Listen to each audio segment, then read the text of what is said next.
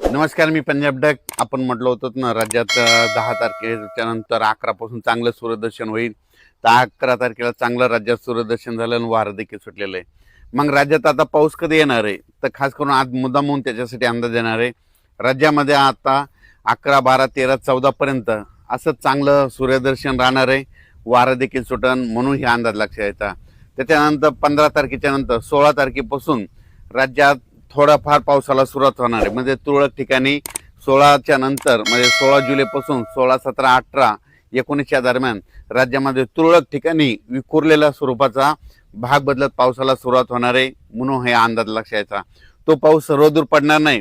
फक्त काय झालेलं आहे, हे 4 दिवस जे पाऊस थांबन म्हणजे 14, 15 तारखेपर्यंत, ते 16 तारखेला मात्र परत सुरू होणार आहे. म्हणून हा अंदाज लक्षात यायचा. त्याच्यानंतर पुन्हा काय परिस्थिती राहणार आहे, तर त्यानंतर काय परिस्थिती राहणार आहे, त्याच्यानंतर राज्यातल्या सर्व शेतकऱ्याला सांगू इच्छितो की राज्यामध्ये 21 जुलैपासून ते 5 ऑगस्ट पर्यंत म्हणजे चांगला जोराचा पाऊस पडणार आहे. मग ते दररोज वेगवेगळ्या भागात पडणार आहे. मग 21 जुलैच्या नंतर सगळ्यात जास्त जसं मुंबईला पाऊस पडला ना, आता मुंबई, पुणे, नाशिक, आता नंबर आहे विदर्भाचा. आता 14 जिल्ह्याचा नंबर आहे.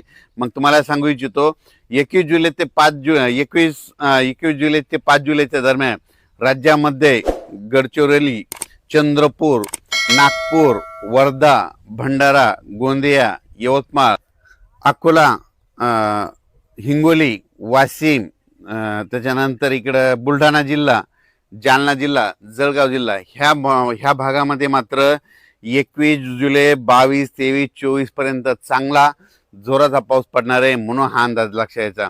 जसं मुंबईकडे पाऊस पडला तसा काय होणार आहे, नागपूरकडं, वर्ध्याकडं, भंडारा, त्याच्यावर चंद्रपूर, यवतमाळ, हिंगोली, अमरावती ह्या पट्ट्यामध्ये काय होणार आहे, म्हणजे शेवटच्या आठवड्यात चांगला पाऊस येणार आहे. म्हणून हे विदर्भात, पूर्व विदर्भातल्या शेतकऱ्यांनी अंदाज लक्षात घ्यायचा. 21 जुलै ते 5 ऑगस्टच्या दरम्यान विदर्भामध्ये चांगला पाऊस पडणार आहे. पूर्व विदर्भ आणि पश्चिममध्ये 6, 5, 11 जिल्ह्यामध्ये चांगला पाऊस पडणार आहे. म्हणून विदर्भवासियांसाठी आनंदाची बातमी. म्हणून विदर्भातल्या शेतकऱ्यांनी 20 तारखेपर्यंत तुम्ही तुमचे शेतीचे कामे करून घ्यायचे, कारण की 21 तारखेच्या नंतर चांगला जोराचा पाऊस तुमच्या भागात येणार आहे. म्हणून हा अंदाज लक्षात घ्यायचा. जसं मुंबईकडे पडला तसा आता विदर्भाचा नंबर आहे.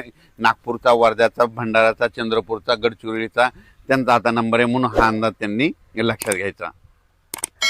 पण तुम्हाला एक सगळ्यात महत्त्वाचं सांगू इच्छितो, पंढरपूरची दिंडी परतल्याच्या नंतर मात्र राज्यात मात्र जोराचा पाऊस पडणार आहे. म्हणून ही अंदाज लक्षात घ्यायचा.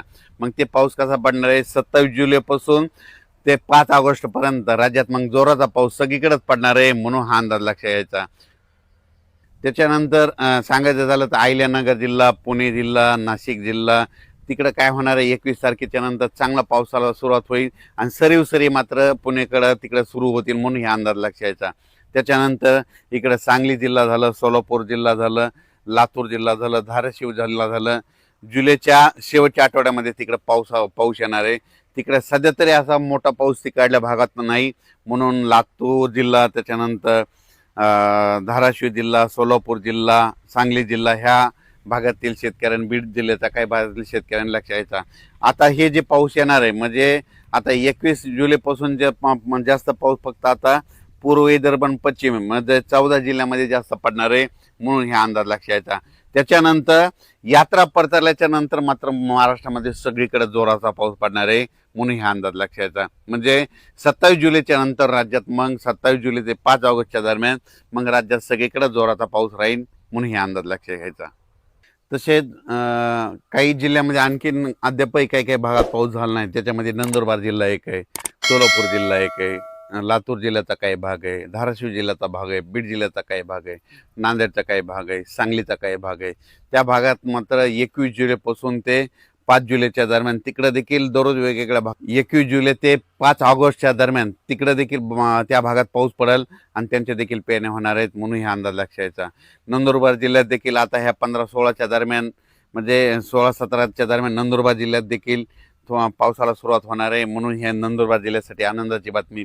राज्यात मात्र 15 जुलै, 16, 17, 18ला विखुरलेल्या स्वरूपात भाग बदलत पाऊस पडणार आहे. सर्वदूर पडणार नाही, फक्त पाऊस सुरू होणार, एकदम असा बंद पडणार नाही. म्हणून हे अंदाज खास करून अंदाज दिलेला आहे. कारण की प्रसार माध्यमातून खंड असा शब्द वापरला. तुम्हाला सांगू इच्छितो एकदम खंड म्हणजे की सगळा पाऊस बंद असतो, तसं काही होणार नाही. 15, 16, 17, 18च्या दरम्यान राज्यात परत पाऊस थोडाफार सुरुवात होणार आहे. त्याच्यानंतर काय होणार, 21 जुलैपासून ते 5 ऑगस्टच्या दरम्यान राज्यात पुन्हा पाऊस चांगला सक्रिय होणार आहे. 2 चक्रीवादळ येणार आहेत. एक पहिलं चक्रीवादळ येईल, ते काय होईल, ते गडचिरोलीकडून पूर्व विदर्भातून लगेच असं पूर्व विदर्भातून पश्चिमी विदर्भात जाईल, पश्चिमी विदर्भाकडून उत्तर महाराष्ट्राकडे जाईल, उत्तर महाराष्ट्राकडून गुजरातकडे जाऊन धुमाकूळ घालेल. पण ते जात असताना काय होईल, महाराष्ट्रात मात्र पाऊस पडेल म्हणून हे लक्षात येतं. काही भागात रिमझिम पडेल, काही ठिकाणी जोरात पडेल. म्हणून येते 21 जुलै ते 23-24 पर्यंत त्याचा असर राहील. त्याच्यानंतर परत एकदा पुन्हा आणखीन पाठीमागून एक लो प्रेशर तयार होईल आणि त्याचा पाऊस पुन्हा काय होईल, 27 जुलैच्या नंतर ते 27 जुलै ते 5 ऑगस्टच्या दरम्यान ते पाऊस येईल. म्हणून हे अंदाज लक्षात यायचा. राज्यात एकदम सगळीकडे पाऊस असा बंद काय होणार नाही. राज्यात फक्त 4 दिवस म्हणजे आज 11, 12, 13, 14 पर्यंत राज्यात चांगलं उन्हाची तीव्रता वाढेल आणि आता वारं जोरात सुटेल. म्हणून हा अंदाज लक्षात घ्यायचा. अचानक वातावरण बदल झाला, परत एक मेसेज दिला जाईल. धन्यवाद.